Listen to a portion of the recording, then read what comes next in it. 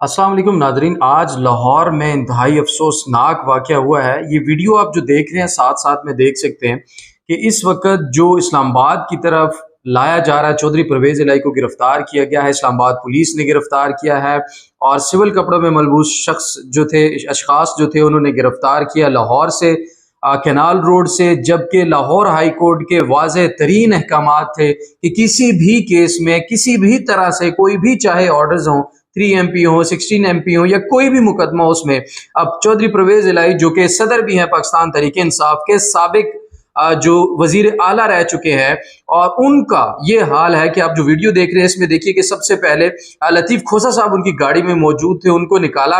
लतीफ़ खोसा साहब को साथ साथ निकाला जा रहा है, एक किस्म का जबरदस्ती उनके साथ बदतमीजी करके उनको बाहर निकाला गया। और उनको बाहर निकालने के बाद आप देख सकते हैं कि वहां पर पुलिस एहलकार ऑर्डर्स मांग रहे हैं। वो पूछ रहे हैं ऑर्डर्स कहाँ है, कोई ऑर्डर्स उनको नहीं दिखाए जा रहे। वो कह रहे हैं कि ऑर्डर्स कहाँ हैं, लेकिन ऑर्डर्स वहां पर मौजूद नहीं है, कोई ऑर्डर्स नहीं दिखाए गए।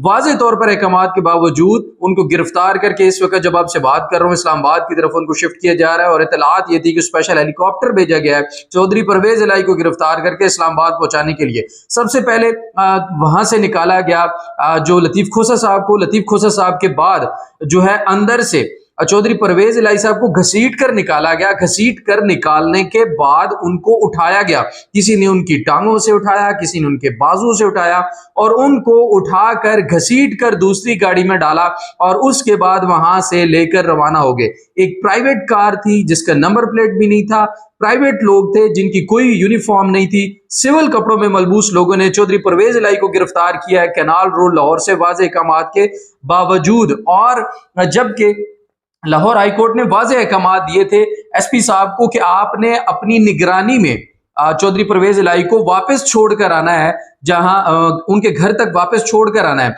और उनको किसी भी किस्म की दूसरी केस में गिरफ्तार करने से रोक दिया गया था। तो ये है हमारे मुल्क का आइन, ये है हमारे मुल्क का कानून, और ये है हमारे मुल्क में रूल ऑफ लॉ की सिचुएशन कि वाज़ेह तौर पर अहकामात के बावजूद अदालतें क्या कर रही हैं। अदालतें अगर अपना ऑर्डर मनवा नहीं सकती तो इस तरह से अदालतों के अंदर जजेस के बैठने का क्या मतलब है। भाई आप एक काम करें, अगर आपके ऑर्डर्स को वायलेट किए जा रहा है तो कम से कम आप बाहर निकलें, बाहर निकलकर ये ऐलान करें कि हमारा इन अदालतों में बैठने का कोई फायदा नहीं है। क्योंकि जब उनके ऊपर किसी ने अमल दरामद नहीं करना, लॉ एनफोर्समेंट एजेंसीज इस तरह से लोगों को उठाती रहेंगी, तो फिर मुल्क आगे कैसे चलेगा। कौन सा कानून अप्लाई होता है इस वक्त इंसानों के ऊपर जो पाकिस्तान में रह रहे हैं। मेरे ख्याल में तो शायद उन्हें अब इंसान भी नहीं समझा जाता। और इस तरह से रवैया रखना, कोई भी जमात हो, कोई भी शख्स हो, बाहर निकलता है, एहतजाज करता है, उसको उठा लिया जाता है। कोई झंडा उठा के निकलता है, उसको उठा लिया जाता है। कोई बिजली के बिल पर एहतजाज करने निकला है, उसको भी उठा लिया जाता है। आखिर क्या करना चाह रहे हैं इस मुल्क में। हमारे इस वक्त निगरान वजीर आजम साहब जो हैं वो कहते हैं कि महंगाई तो है, इतनी भी नहीं है कि पहिया जाम हड़ताल कर दीजिए, लोग खुदकुशियां कर रहे हैं।